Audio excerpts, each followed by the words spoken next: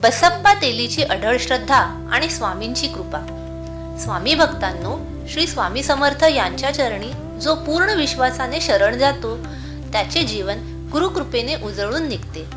आजची कथा आहे मंगळवेढा येथे राहणाऱ्या बसप्पा तेली या गरीब पण अत्यंत श्रद्धावान भक्ताची।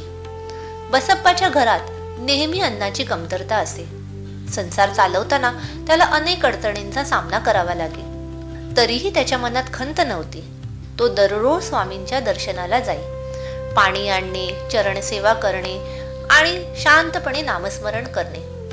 लोक त्याला म्हणत, इतकी सेवा करूनही तुझी गरिबी कमी नाही झाली। बसप्पा मात्र हसून उत्तर देई, गुरुची सेवा कधीच वाया जात नाही। एके दिवशी स्वामी जंगलाच्या दिशेने निघाले। बसप्पा कोणताही विचार न करता त्यांच्या मागे गेला। दाट जंगलात पोचल्यावर स्वामींनी त्याला साप गोळा करून कपड्यात बांधण्याची आज्ञा केली। त्या क्षणी बसप्पाच्या मनात भीतीची लहर उमटली, कारण साप विषारी होते। तरीही त्याने मनात श्री स्वामी समर्थ असा जप केला आणि धैर्याने आज्ञा पाळली। साप कपड्यात बांधून तो घरी परतला। त्याच्या मनात एकच विचार होता, गुरु जे करतात ते कल्याणासाठीच असते। थरथरत्या हातांनी त्याने कपडा उघडला, पण काय आश्चर्य, त्या सापाच्या जागी चमकणारे सोन्याचे तुकडे होते।